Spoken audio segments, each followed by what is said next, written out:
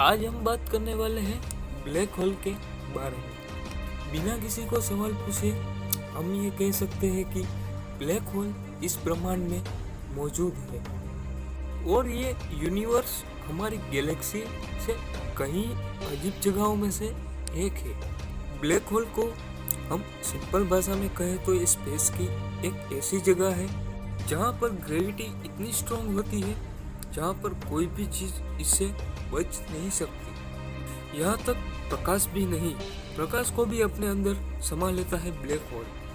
मैं हूँ आपका टेक्नोफैक्ट और इस वीडियो में मैं आपको बताऊंगा कि ब्लैक होल कहाँ मौजूद है, कितने ब्लैक होल है हमारे ब्रह्मांड में। तो लेट्स एक्सप्लोर।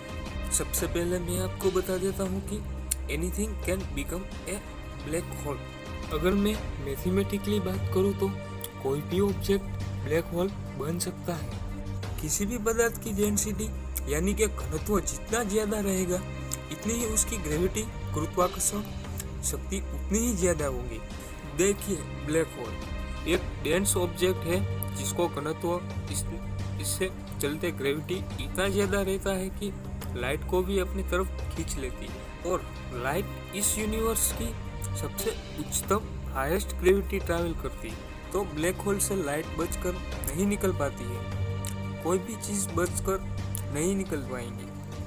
पर किसी भी पदार्थ को ऑब्जेक्ट को ब्लैक होल बनाना तभी पॉसिबल है अगर हम किसी भी ऑब्जेक्ट को छोटा कर दें। अगर आप किसी भी फोटो को 1 नैनोमीटर जितना छोटा कर देंगे तो वो ब्लैक होल बन जाएगी। अगर आप धरती को छोटा करते, एक गेहूं के दाने जितना करते तो धरती भी ब्लैक होल बन जाएगी।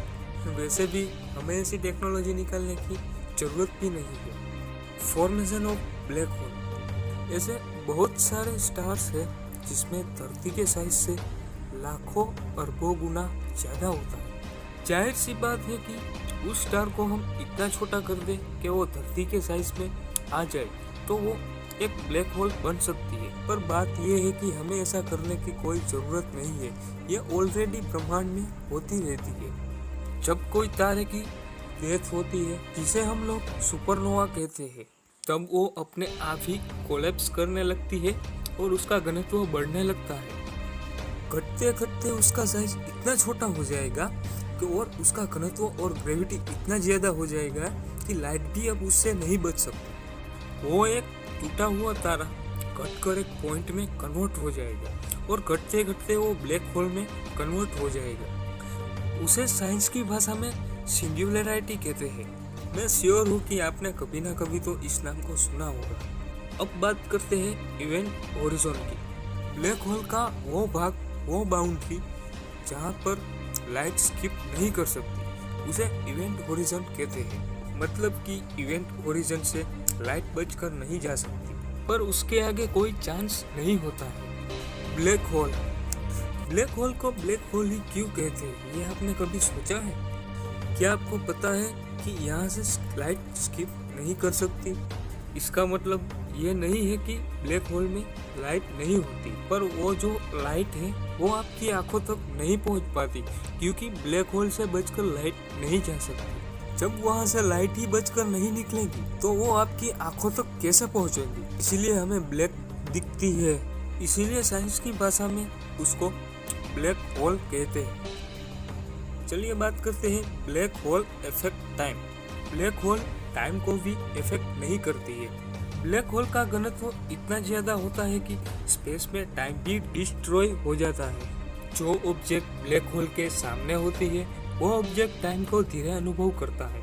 मतलब कि ब्लैक होल सामने की टाइम में बाकी जगहों के हिसाब से के मुकाबले से धीरे चलती है। मान लीजिए कि आपने भविष्य में स्पेसशिप निर्माण किया, वो ब्लैक होल के चक्कर काट सकती है। जो लोग स्पेसशिप के अंदर बैठे हैं वो स्पेसशिप इवेंट होराइजन से कहीं दूर वो एक सेफ जगह पर चक्कर लगा रही है। उस समय स्पेसशिप के अंदर की टाइम बाहर के मुकाबले स्लो हो जाएगी और आप टाइम ट्रैवल कर पाओगे। और आपको पता है, और ये करते समय आप ब्लैक होल में गिर गए तो क्या होगा? क्या आप सिंपली उस ब्लैक होल में पहुंच जाओगे? नहीं, ऐसा नहीं होता है। असल में आपका शरीर एक रबर की तरह स्ट्रेच होगा जब आप उसके अंदर जाओगे। मैं आपको बताता हूँ कि ऐसा क्यों होता है। मान लीजिए कि आप ब्लैक होल के अंदर जब प्यारी सी छलांग लगाओगे तब आपका पैर मान लो ब्लैक होल के पहले जाएगा और आपकी बॉडी का वो पार्ट जो ब्लैक होल के करीब है, मतलब कि आपका पैर बहुत ज्यादा गुरुत्वाकर्षण बल के कारण अनुभव करेगा उसके मुकाबले जो पार्ट ब्लैक होल से दूर है। मतलब कि आपका शरीर इसीलिए आपकी बॉडी की तरह रबर की तरह खींचा चला जाएगा। आपकी बॉडी के मॉलिक्यूल्स, हड्डियाँ सब बिखर जाएगी और फाइनली आपकी डेथ हो जाएगी। पर डरिए मत, ऐसा होगा नहीं, क्योंकि जो नियरेस्ट ब्लैक होल है जो हजारों प्रकाश वर्ष दूर है इस सौरमंडल से, तो दिमाग में एक क्वेश्चन आता है कि धरती के सबसे नियर का ब्लैक होल कौन सा है। और एक ये क्वेश्चन आता है कि क्या ब्लैक होल धरती को निकल सकता है, पृथ्वी को निकल सकता है। जैसा कि मैंने कहा, ब्लैक होल हजारों प्रकाश वर्ष दूर है। सिनोयस X1 नाम का ब्लैक होल जो धरती से 6000 प्रकाश वर्ष दूर है और उसका मास सूर्य से 15000 गुना ज्यादा है, लेकिन वो इतना दूर है कि धरती और सूर्यमंडल का उसमें कोई प्रभाव नहीं पड़ेगा। सो आपको डरने की कोई जरूरत नहीं है। और आपको ये वीडियो पसंद आया तो प्लीज लाइक कर देना और टेक्नो फैक्ट को सब्सक्राइब कर देना। मैं आपके लिए रोज नए नए वीडियोस लाता रहूँगा। Thanks for watching. मिलते हैं नेक्स्ट वीडियो में, तब तक के लिए बाय।